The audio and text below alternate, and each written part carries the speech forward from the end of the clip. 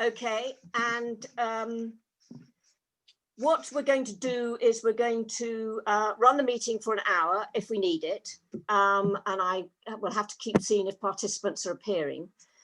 The rules are that people, I'm not going to mute people, but if you want to speak, hold your hand up. But if there's just you and me, that won't matter so much. And respecting everyone's views, listening carefully and not interrupting. Just general sort of good ground rules. We're going to have a sort of activity, a warm-up sort of activity, and then talk more about what the music might look and feel like, and then how we might reach out, how the people in the community might reach out to more community members. Okay? Yeah. So much quicker with just you, Stuart. I did a quick introduction last time with people, but I've met you before and I know you, so we probably don't need to introduce that so much now. Unless you want to say a bit about what you feel about the music, or come on to that later, the connection between music and Stones. What you have. Well, no, I'm happy to listen to your intro, Vicky, and you set the ground rules. You are doing this. I'll just jump in with both feet, otherwise, you know me. Well, the first thing that I want you to think about is what comes to your mind when you think about music? Not thinking necessarily about this project, but if you're thinking about music in general, what comes to your mind? A different reality to that normally perceived. I mean, we hear music in the background a lot, and we've become used to muzak. There's almost insidious sort of presence. But when you actually listen to music, it is capable of stilling the mind, of taking you off somewhere else. It can be contemplative, meditative. It can stimulate. It can make you cry. It can make you annoyed and angry, and you hate it. Some music I do hate, and some I have been known to cry in some bits of music. Not very often, but you know. So there's this sort of, it probes the soul, if you believe in souls, or it actually, you know, it has a way of it has an impact, and good music, well played, or a human voice well sung. And it has to be well done, can be very impressive. So it's, for you, it's a very emotional thing. Yes. Can be. Can be, yes. I think it can be if you choose to listen. But listening isn't a passive process. It requires you to be at the setting to be correct. That's the interesting thing. So a lot of music isn't really listened to. It's sort of just present. But if you go to a concert, then you engage with people who are of like mind, who decide that the only way of listening to this, usually acoustic music, is to actually be quiet and not cough a lot. And if you get into the zone, so to speak, then it can be fantastic. Yes, yes. So if I carry on for then what music means to you, I want you to think about, imagine wandering around the Stones, or picture them in your mind, or you've been around them. I know you know them well. What words come to mind when you think of that? You think of wandering around the Stones. I asked the group yesterday to just think of 3 words, but I've only got one person today. So if you have more than 3 words, you're welcome to use them. Well, I'm afraid I'm kind of hooked and sold on the idea of the concepts of Charles Jenks that he came up with in the first place. So I don't know if you know the history of I can give you a little bit of sort of insight. You probably ought to stop me if you know all this, but I approached Charles Jenks's gardener because I'd been to the Croydon Multiverse, and by coincidence I was down in Dumfriesshire, and he was due to, not Charles, but sorry, I'm struggling to remember his name, but it'll come.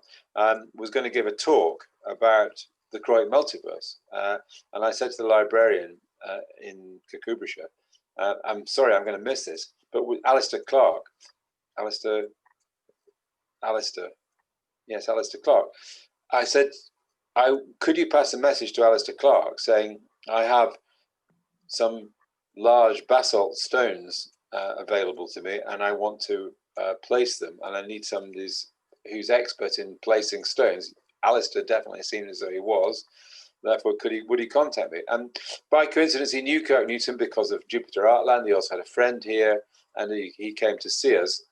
I took him up to the Kames Crag where the stones had fallen out of the rock face, and he was absolutely amazed by the spectacle of these crystalline structures. And the first thing he said was, "Do you mind if I tell Mr. Jenks about this?" And I said, "I have no hesitation in you talking to Charles Jenks about this, as long as we get our stones first." I didn't want them to be spirited away under the auspices of an important artist. So that was the good news, is that it all started there. And Charles very quickly came to the site, pronounced them to be very impressive pieces of rock crystal, and came up with this idea of the concept of self-organization in nature as being the thesis or the theme behind the whole thing. So I suspect, to try to answer your question, I can't really sort of bypass that anymore. If I go there, it is a contemplation associated with, and it's a very big contemplation. I mean, it's all about life. It's all about creativity. It's all about why things just don't go downhill all the time. And because nature, obviously, the concept of entropy is ever present. You know, things wear out, heat goes from hot to cold, light dissipates, sound dissipates, we dissipate, we get older and fall apart. But there is rebirth. Nature started that way in the simplest form on this earth, and here we are talking about it, which is quite remarkable. So this concept of self-organization in nature is. It seems to be part of the natural process. I mean, by the part of the natural process, it's part of the process of physics. And the best way I can describe it is that if there's a river flowing to the sea, it's being drawn by gravity. The water goes from high to low. That's the normal entropic process. Entropy is increased, the energy is dissipated. However, in little pools on either side of the river, you get whirlpools, you get eddies, and the water goes in the opposite direction. And life on Earth is part of that opposite flow. It's a whirlpool. Doesn't last forever. We go in the opposite direction for a while, but then we're caught up in the flow and carry on. So we are part of the entropic process, but in doing so, we actually reverse it for a while. And I came across the quote, which is on the site, from this guy called Ilya Prigogine, a Russian physicist, who said that entropy is the price of structure. So to have structure, you need to have entropy. So it's a two-way street, Vicky. I'm sorry. I hope I'm not making it too complicated. I'm sure you understand this. Yes. It's a sort of continuum of life. Whatever happens in Kirk Newton, life will go on. The stones are part of life. They're part of what's happened millions of years ago. Yes, very much so. Very much so. But the self-organization of the stones, the actual formation from a liquid magma of crystals, of these. Actually, it's thermal cracking that produces these forms. It's not crystallization at all. It's thermal cracking. But so the atomic structure probably drives some of the way it does crack. But they are, as Charles Jenks and I joked, they are Goldilocks cracks, and they're Goldilocks cracks because if it cools too quickly, it's fragmented. If it cools too slowly, it doesn't form these columnar basalt forms. So it's got to cool at just the right rate, so the Goldilocks rate. So we've had Goldilocks cracks as a theme. And, you know, Charles Jenks and I got to talk quite a lot about this. And he was a very interesting man. He's slightly pompous sometimes, but his physics was good. And, you know, I enjoy science. So, you know, we had some good conversations. But there are many, the manifold references to locality as well, because, you know, ancient man used these stones the Kames Hill Fort was a very important defensive site. It was a triple ring defensive fort of a high caliber, large structure, and it fed, or it was a self-sustaining community, a defended self-sustaining community in the Iron Age. As such, they used these stones buried in the hillside at the gates. So the weakest point of any defensive structure is the entrance, because you've got to come in and out. So they buried these stones into the hillside on the approaches to the entrance, and it became known in defensive wartime structures as a chevaux de frise, basically a Frisian horse, translated. But in reality, it was a long time before the First World War, and these stones were positioned so that you could not run or charge at the gate. Now, you could not come at it en masse because you had to squeeze through them.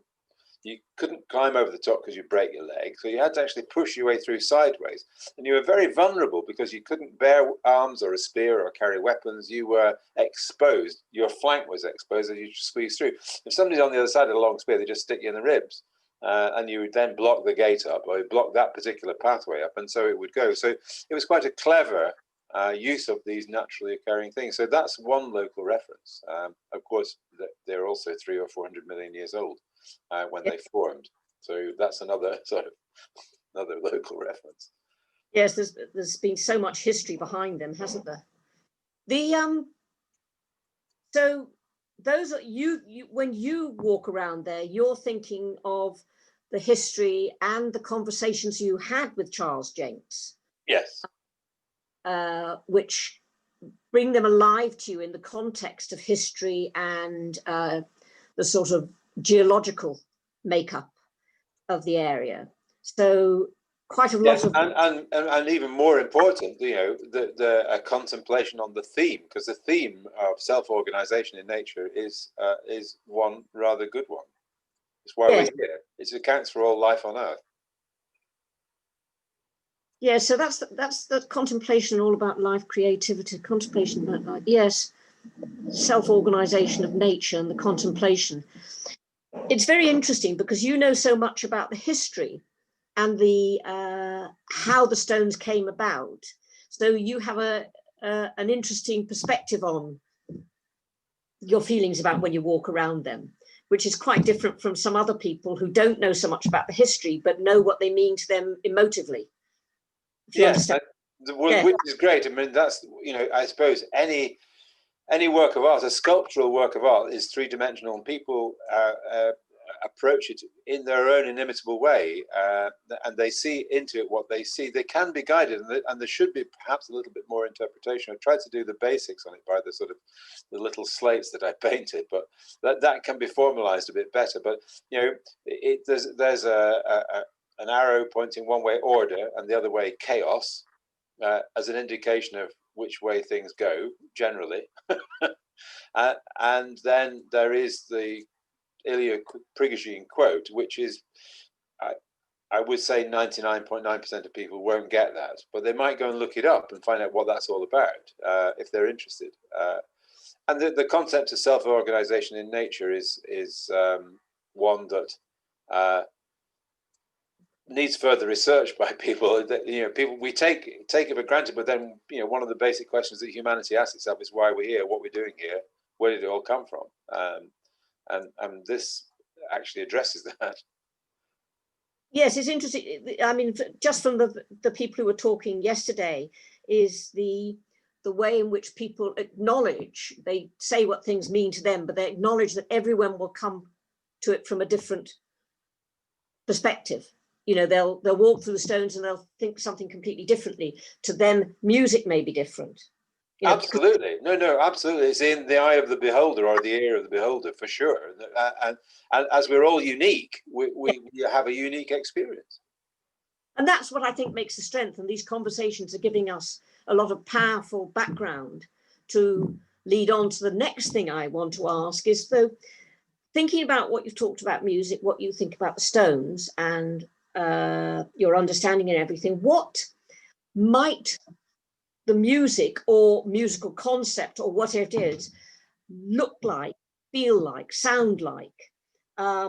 When you think of the Stones and the history and the community behind them and everything, do you yourself have a vision of what it might be like? I think I have been considering this for about the last 2.5 years. So it's not something that sort of just sprung on me. What I've been trying to do is see if in my mind and in my exposure to music, you know, we listen to quite a lot of Radio 3 and used to go to quite a lot of concerts, orchestral concerts particularly. So classical music stands out as being, if you like, the soundtrack for that particular installation, for sure. And I do know that Charles Jenks did a Desert Island Discs. So he was asked what music he would take to his desert island. So that's quite interesting. And one of the pieces he chose that I think is perhaps the best fit, it's quite an extraordinary fit actually, if you think about it, is Igor Stravinsky's The Rites of Spring. Yes. Because The Rites of Spring is all about birth and rebirth, about sacrifices and maidens and dancing and circles. Maidens dance to death in circles in front of men, of course. It had to be, didn't it? But sages, not just a voyeuristic audience, but they are the elders and the wise who pull this whole thing together in order to ensure that fertility continues. So we're tapping into something quite primeval already, you know, with this is sort of pagan stuff. The Stones predate Christianity by a wee while, so we can happily go there without worrying anybody about it. And so if you were to choose a piece of music that I think fits and that also was appreciated by the artist, it would probably be The Rites of Spring. And then if you go put the headphones on and go and walk the Stones and listen to The Rites of Spring, apart from the odd invasion by buses and trains, it's actually rather good. Is there anything else that, so that's a piece of music you associate with it. Yeah. Is there if music was to be composed, are there things that you think would be important to hear in it, in terms of the type of sounds or the feelings that come through in music? Because we've talked about feelings in music and emotions. Well, I think feelings are, feelings in music are quite difficult because people interpret differently. I mean, personally, I hate bagpipes, but occasional bit of pibroch can catch my attention and think that's quite good. I like acoustic instruments more than amplified electric music, even though I was brought up on rock and roll and was a rock and roll guitarist at one point. So it's a difficult question that to answer in terms of, I believe that if a piece of music was to be written for this, it would be up to the composer to interpret what the work suggests to them, rather than for me to try to impose something on them. And it may work, it may not. I mean, Richard Strauss asked one question to somebody. He said, I've written this piece of music, and this is the so-and-so. This is the entrance of the young girl, and they said, yeah. His oppo said, yeah, no, that's really very interesting. Yeah, he says, but can you tell she's got red hair? He's hoping to convey through his compositional cleverness that not only was this woman entering the room, but she also had red hair. Now that for me is a bit of a bridge too far. I don't and he was famous for being rather sort of how can I say, OTT about his compositional skills. Another quote was he could set a knife and fork to music, but that was a bit of a joke. However, I think it's down to the composer, and so it's the compositional process that would deliver. And I think to try to sway that or influence that from, I know that what this is all about, and it's try to get the community to buy into this. But if it's a serious piece of music, I think a composer will not want to be led by the nose by people saying, 93% of people think there should be, a folk style guitar. Well, that may be appropriate, and if that was one of the outcomes, then that would also be appropriate. It's what people want. But I think engaging or relating a work of art to a piece of music, it's a dangerous process in the first place, because not everybody will see the two in the same context. Can you see the painting behind my head here? There's an Italian scene. Oh yes, now I've taken off my participant.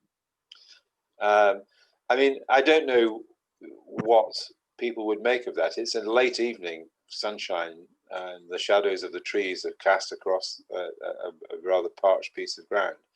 And if it was to have any sort of sensory interpretation of that, I would perhaps hear the cricket still chirping because it was still hot enough, or it had just gone quiet and the starlings were all out, or the sparrows were out making a real fuss, or the smell of cooking was starting to appear in the air. It's Italy, it's dry, it's summer, the smells of all the sort of herbs and the aromatic plants are there. But if you say, can you hear any music there? I say, no, I'd have to think about that. It doesn't immediately strike me as being musical, but it does auditory and olfactorily, if there's such a thing. Memories, and you see lots of things when you look at it. Yes, I suppose so.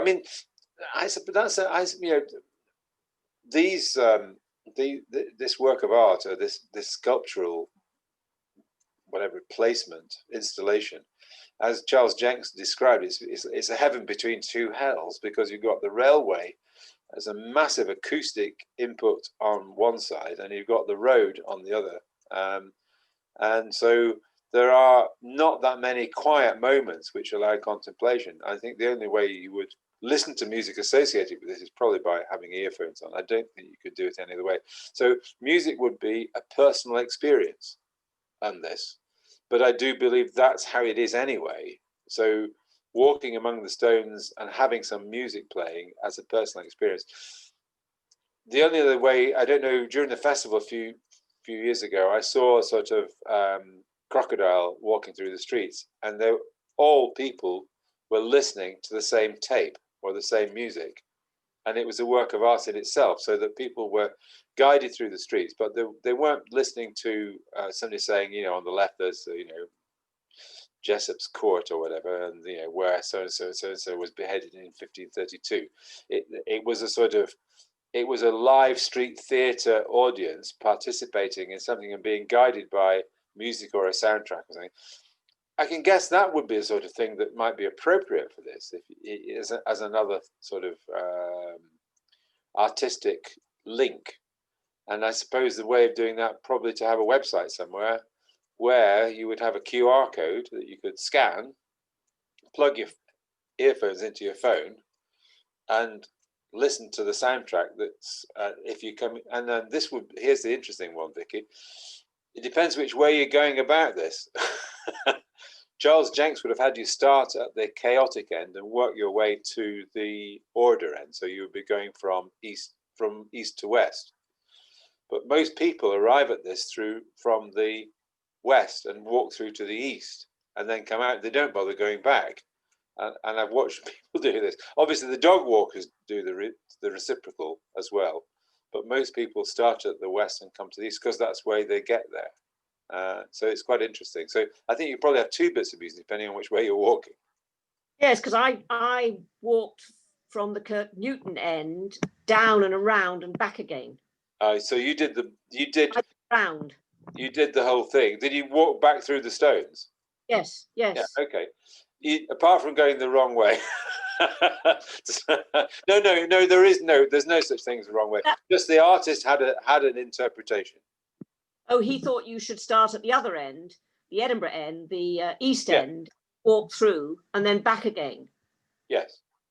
Ah, So you'd understand the journey, because the journey is self-organization. So you're starting at the cool end, the entropic end, and you walk through different stages of order being created until ultimately you're at the very ordered end, where things sit together, all the columns are upright, there's no chaotic elements, it's all nicely packed together, like we are, our DNA all nicely packed in one active little bundle. And then to go the other way is the process of death, or the process of decay. It's the process of the downhill slope, the slippery slope to oblivion. so you could go from chaos, because someone talked about this yesterday, going from chaos, then you work towards order, and then some chaos again, I think. They ended with peace, though. They end it with peace. Yes, Well, peaceful. peace. The end point is called the heat death of the universe, where everything is cool to absolute zero. There's nothing. All there is nothing, and it's very quiet. So yes, that's the ultimate peace. So tell me, this is just a question from me. At the ordered end, i.e. the Kurt Newton end, the east end, there is a rock with a hole in it. What is the significance of that? Apart from boat up to it. Okay, so the rocks with the holes in are a function of the quarrying process. They drill holes in the rock face, put charges down and blast it, and occasionally, just occasionally, you get a rock with a hole in it. When the one appeared, Charles Jenks really liked it. He liked this idea of a hole in a piece of rock, and I think that probably goes back to sort of it goes back a long way, actually. It goes back to certainly Iron Age again. They have these things called tryst rocks, which is a rock with a hole in it. Now, whether they carved the hole in it, they certainly weren't drilling it and blasting it, that's for sure. But the tryst hole was where a couple would become betrothed by holding hands through it, or passing a handkerchief through, or a piece of cloth, or a knot, and become betrothed to each other by engaging through a hole, much like Shakespeare's sort of chink in Midsummer Night's Dream. So it's just a coincidence that these things occurred, but actually one of the rocks en route, you'll note, is there's a rock with a hole in it, and opposite there's a rock with another rock with a hole in it. Right. Charles Jenks asked for that to be drilled. Oh, did he? Yes. So he was, but for the design, his concept. As far as significance is concerned, it's just something, I suppose you could say it's a contrast between something there and something not there. You know, a void in a solid piece. I'm trying to think of, it wasn't Hepworth, Henry Moore, the sculptor. He did holes quite a lot. And I can tell you that I know that the stimulus for his sculptural forms was actually photographs of the inside of an elephant skull. Really? Never heard that. There you go. Well, next time you see a Henry Moore, you can do that. You can Google it after this session. Yes. And that's inside an elephant skull he got it from. Yeah, elephant skulls are remarkably sculptural things because they are very big, and if they were solid bone, they'd be very, very heavy, too heavy for the elephant to carry around.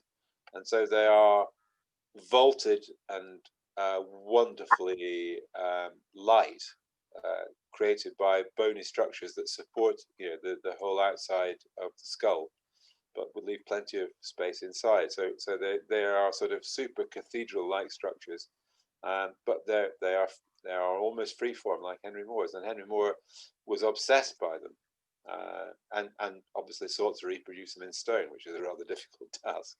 Yeah. But yes. no, sorry, it's a long-winded answer to your question, that, Vicky. It was going to take at least an hour to get through.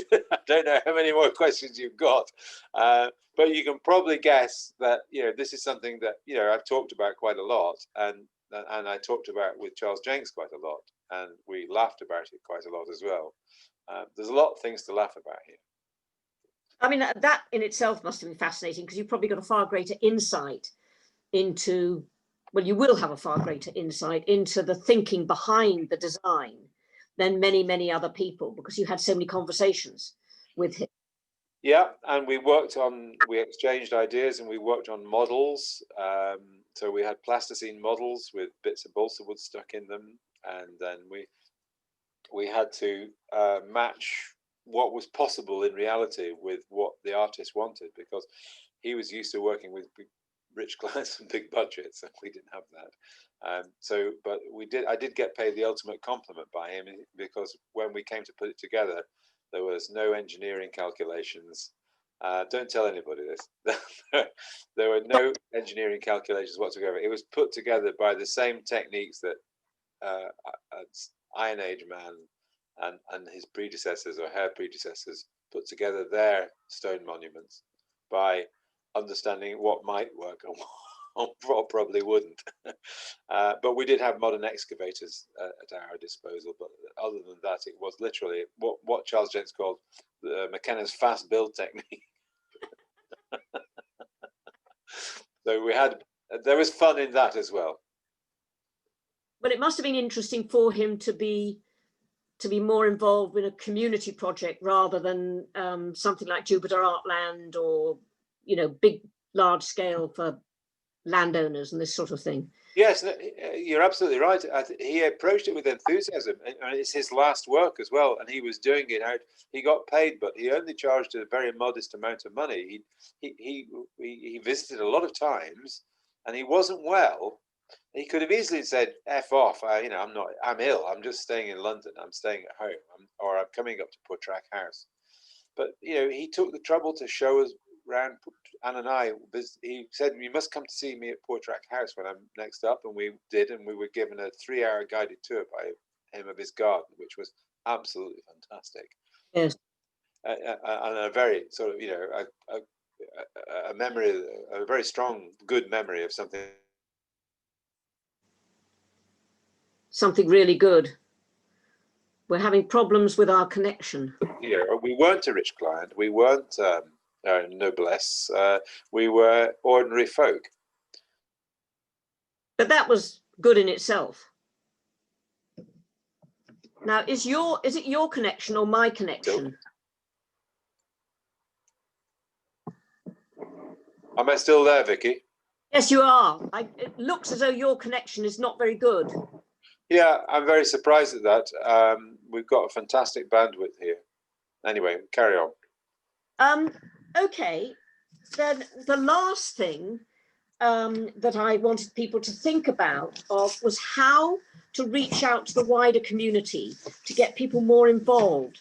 If you have any ideas of how more people get involved, any ideas of who they might be and why they might be interested in being involved. Well, I know Hugh's attempt to link this to music is very sort of, he's been working hard at this. And interestingly enough, Charles Jenks anticipated that there was a musical linkage and talked about it and wrote about this. There are notes associated with this, not musical.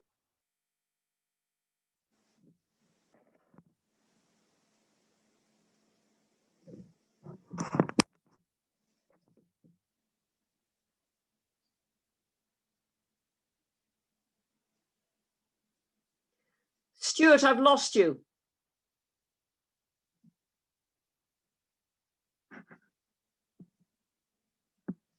Stuart, can you hear me now?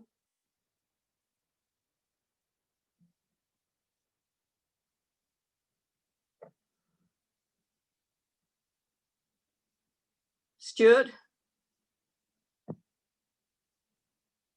Wow.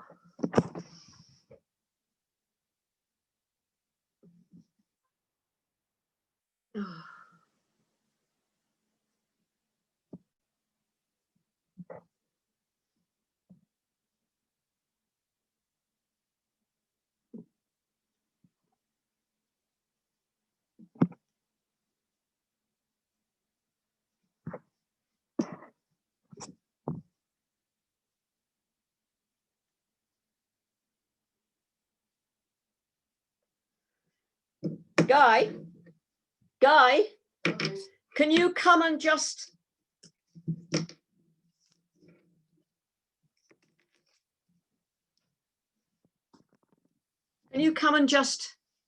sit here and see? Stuart's left. He lost his bandwidth, I think, or it was me. I don't know.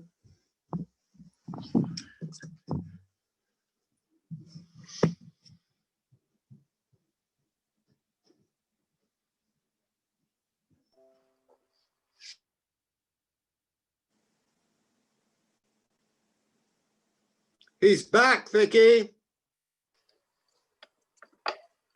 Hi there, can you hear me again? Hear you, but Hi, Guy. hi. Vicky has come back upstairs. I'm going to have to shout up to her that you. Oh, she's coming back down by the sound of it. She's having problems. No, With, I think the problems were at this end. I think my internet connection dropped out. I'm not quite sure why. It's a relatively rare event. We've got pretty sort of high speed, 350 megabits per second connection here. So why I dropped out, I don't know. But I saw that I did a speed test on Google as it dropped, and there was nothing available. So I'm reconnected. I hope that didn't disrupt us too much. I turned my video off just in case it was taking too much bandwidth. But if it was yours, and I went up to see if there was anything on the computer upstairs. Okay, well, we're back again anyway, and hopefully that's not too disruptive. No. So getting back to the question, it was how to possibly involve more people, getting more ideas from people. Any right ideas? Well, what I was going to try to lead on to was the fact that maybe from my perspective, I'm the wrong person to try to talk about music. Others will have their own ideas about music. As I say, I think music is relatively personal. I'd be happy to make some suggestions like, Rites of Spring as being something that's relatively appropriate. But how do you get people involved? By explaining that, first of all, telling them there's something quite well thought through on their doorstep. It's not just a bunch of stones. It's stones with a theme or a thesis. And it's sculptural, it's three-dimensional, you can walk through it. It's a garden in the making. So we've got a garden with interesting things in, and if you care to dig beneath the surface, there is some quite important philosophical concepts available. But like anything else, it can be approached in so many different levels. You don't have to go deep down into the philosophy of life on Earth or life in the universe or the fate of the universe in order to enjoy it. It's something you can go and touch and hug and climb on and try not to hurt yourself on. And possibly even contribute. And that's the other thing I would like. If people are going to be involved, I'd like to get some champions involved. I'd like to get people who would pick up litter rather than leave it. I'd like to get people who would come and plant and encourage it as a.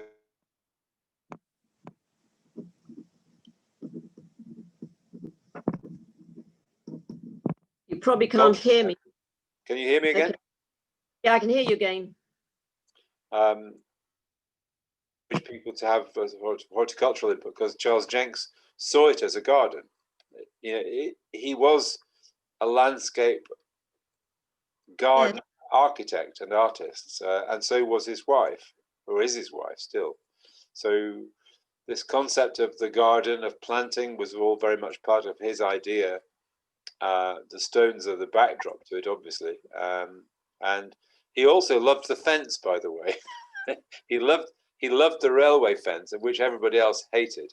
So it's actually made the.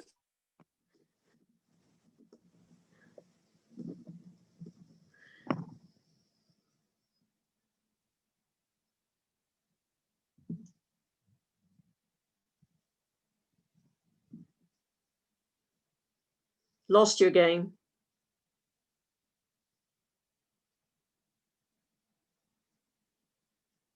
Still not there.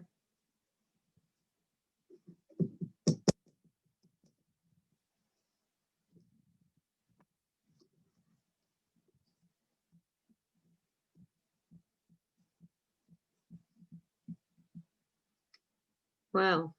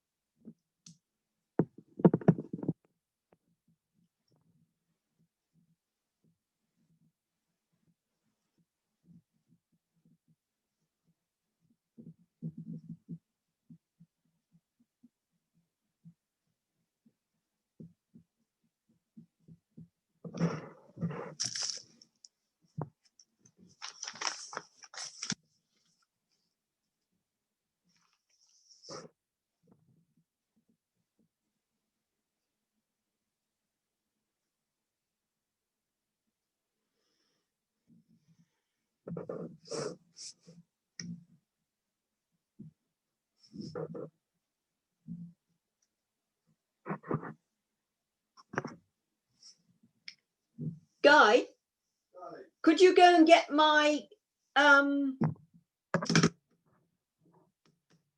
small iPad that I think's upstairs? The iPad, Yes, big one. the little one, because I've lost him again and he's not come back. Oh, wait a minute. There he is.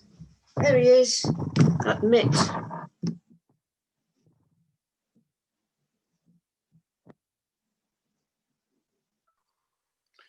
Hi, Vicky. Yes, can you hear me properly? Yeah, I'm sorry. The problem is at my end.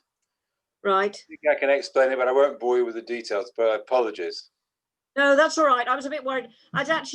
Guy was whizzing upstairs to get my little iPad, which has got your phone number on it, so I could phone you and say, Back to the old way. you can do it the whole way. It's easier. However, I can see you this way. So I didn't realise that he liked the railway fence. Yes, he did. Do you know what a Mobius strip is? Is that a no? Explain it to me then. If you take a piece of paper and cut it in a long strip, put a half twist in it, and then glue the two ends together. If you start to draw on it with a ball pen and keep drawing on it, you end up drawing on both sides of it. Oh, right. It's only got one. It's only got one surface. Yes. It's as a concept is quite interesting. So Charles Jenks joked that what we should do is get a strip of fencing and finish off the chaotic end as a Mobius strip. So you get a piece of fencing material, a long piece, put a twist in it, join it together, and that's how the fence ends, because it goes on forever. Oh, right. Yes. People think it was bonkers, probably. You know. Yeah, I think so. But we might do that at some point. If I get bored sometime and I've got a lot of money spare, I might actually come up with a Mobius fence. If. So, thinking about how people can get more involved, you suggest in people being more involved in actually looking after the Stones. What about more involved in the music and what the music should look like?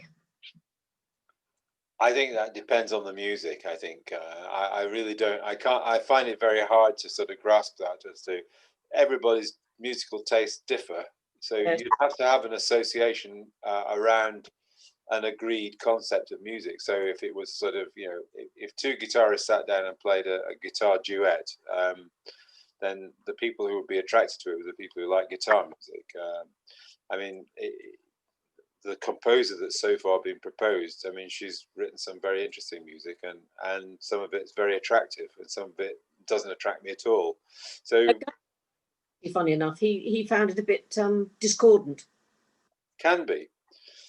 There's a very nice piece written for harp, and it was written to support the doctors in Africa who were doing sleeping sickness, trypanosomiasis research, which she was quite supportive of. And that's a fabulous piece of music. It's got very strong African influence. I thought that was very interesting, actually. The professor from Glasgow apparently was involved a lot in that research. Now, I thought that was quite interesting. But I suppose a lot of what modern music tends to be very different to the old, you know, the classical, the Stravinsky and all that sort of thing. Well, Stravinsky in his time was completely revolutionary. I mean, you know, it's only 100 years ago that he wrote The Rites of Spring, 1913, and there was rioting in the audience because people said it was shit, it was awful, it's fucking not music. You know, how dare you insult us with this? We want something that sounds a bit like Mozart. Yes, and it's generational change, isn't it? Yes. If there was if I could pick a composer to write a piece of music about the Stones, I'd probably pick an American composer such as Steve Reich, because I do believe that some of the stuff that he writes, and particularly this stuff written for piano, Steve Reich for piano, is quite interesting. But yeah, hey, you know, it's just, you know, down to my tastes and not, you know, what does the community think? Yes. I struggle with it, Vicky. Really struggle with it. I struggle with the idea of a community that would all like the same piece of music. I don't think it's going to happen. Yes, and I suppose what one of the things that they're thinking about is if more people could be involved, there might be more consensus about what the music might look like that can be given to a composer to think about it. Yeah, we go back to what I said earlier. I don't think any artist worth his salt would want to be led by the nose. I think they want the freedom of expression of their own interpretation of something, and what you hope is that other people appreciate what they're trying to do and can see that she's got red hair or not. That, you know, concept a bit difficult actually, but. Well, so do I, but you know, nevertheless, we can't fail to be impressed by some composers' outputs. You know, some of it's pretty. Oh well. So I don't know. I mean, if you want me to think of the darkest side of a sort of community, don't quote me on this. Don't write this down for God's sake. But the darkest side of a community being involved in you stop the recording. The darkest side is like sort of massed fiddles at a ceilidh, you know, 2,000 fiddles playing the same tune, and I think that's the most